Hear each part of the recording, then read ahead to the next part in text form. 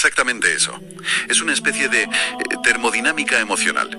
El conflicto genera una densidad energética que ancla la mente a la realidad física. Uf, qué interesante. Al dejar de luchar en los términos que dicta el sistema, la persona se sale de esa rueda de hámster.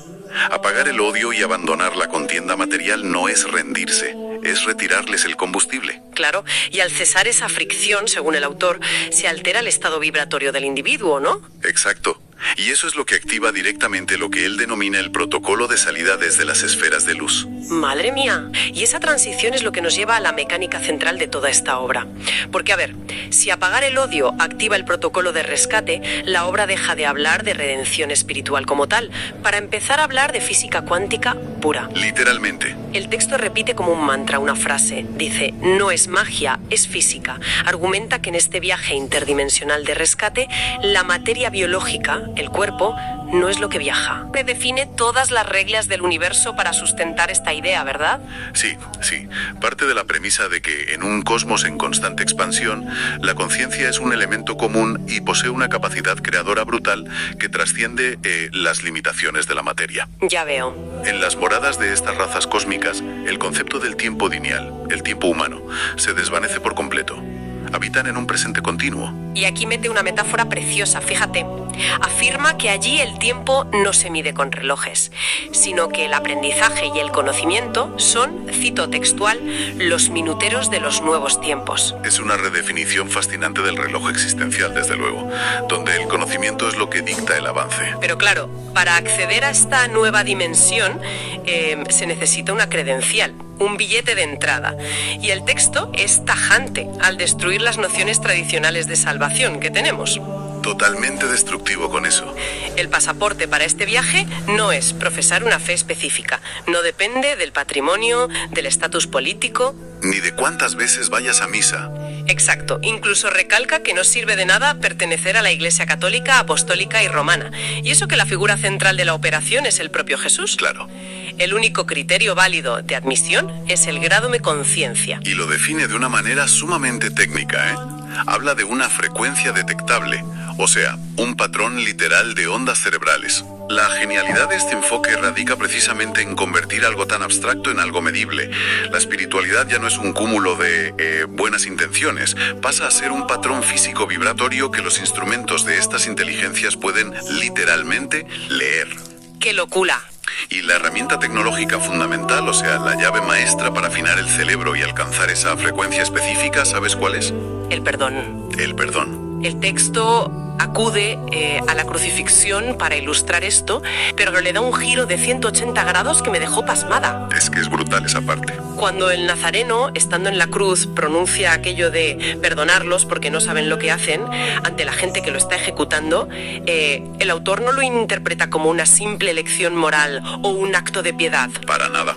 Lo interpreta como la ejecución perfecta de una mecánica cuántica. O sea, ¿cómo? Bajo este prisma, al perdonar en medio del sufrimiento más extremo, Jesús estaba emitiendo en la frecuencia vibratoria más alta y pura que existe en todo el universo.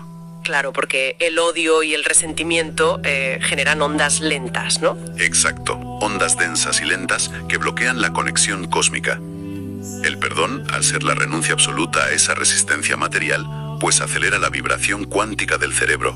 Lo vuelve más ligero. Lo vuelve ligero, luminoso y sobre todo indetectable para las redes de control del mal, pero perfectamente visible para los escáneres de las naves de rescate. A ver, es como hablar de un sofisticado sistema de identificación por radiofrecuencia. O, bueno, para hacerlo más cotidiano a la audiencia, la contraseña del Wi-Fi.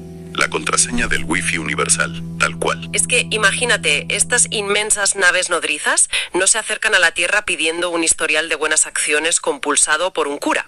Simplemente despliegan unos enormes escáneres interdimensionales que, ¿no? Ajá, y empiezan a rastrear. Si el cerebro humano emite en esa frecuencia del perdón, que engloba, bueno, el amor y la unidad, el escáner lo capta y autoriza la extracción al instante. Sí.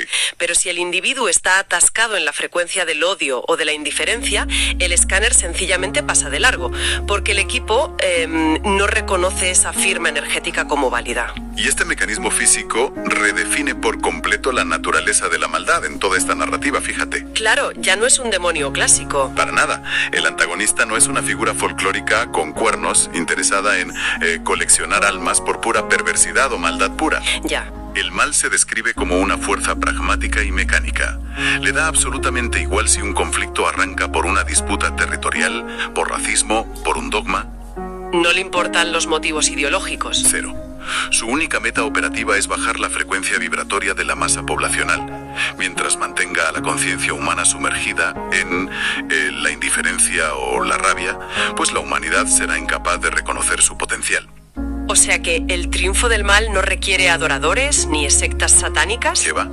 Basta con mantener tu dial de radio sintonizado en el ruido blanco del conflicto constante, en estar cabreado todo el día. ¡Madre mía! Tiene tela.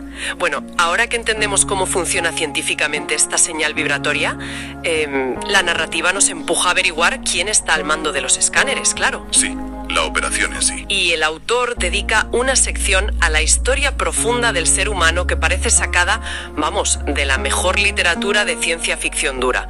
Trata a la humanidad original como un, cito, primate adecuado. El primate adecuado, un concepto interesantísimo. Señala que este primate evolucionó en el tiempo geológico exacto en este planeta y que fue entonces cuando sus creadores, a las que el texto llama las huestes del Padre, decidieron implantarle la conciencia. Este detalle destierra por completo la idea de la creación mágica instantánea, del barro, ¿sabes? Adopta un tono casi de laboratorio galáctico. Sí, de biólogos espaciales. Plantea que la Tierra ha sido un experimento o una gran granja de cultivo espiritual que ha sido monitoreada durante milenios. Ajá. Estas huestes creadoras han estado vigilando la evolución psicológica y vibratoria de la especie para ver si, en algún momento el conjunto lograba elevar su frecuencia lo suficiente. Para ser admitidos, ¿no? Exacto, para entrar en lo que el autor llama, de una forma muy poética, el club de los poetas del universo. Qué bonito. Y el drama narrativo aquí aumenta un montón, cuando el texto sugiere que en civilizaciones anteriores solo individuos súper aislados lograban alcanzar esa frecuencia. Mientras que la inmensa mayoría fracasaba estrepitosamente. Pero claro, la premisa actual es que en este siglo, a pesar del engaño global y de toda la opresión tecnológica, se está alcanzando una masa crítica, o sea, un número mínimo necesario de individuos emitiendo en la frecuencia del perdón. Y eso desencadena el evento principal. Un evento que el autor titula directamente como la extracción.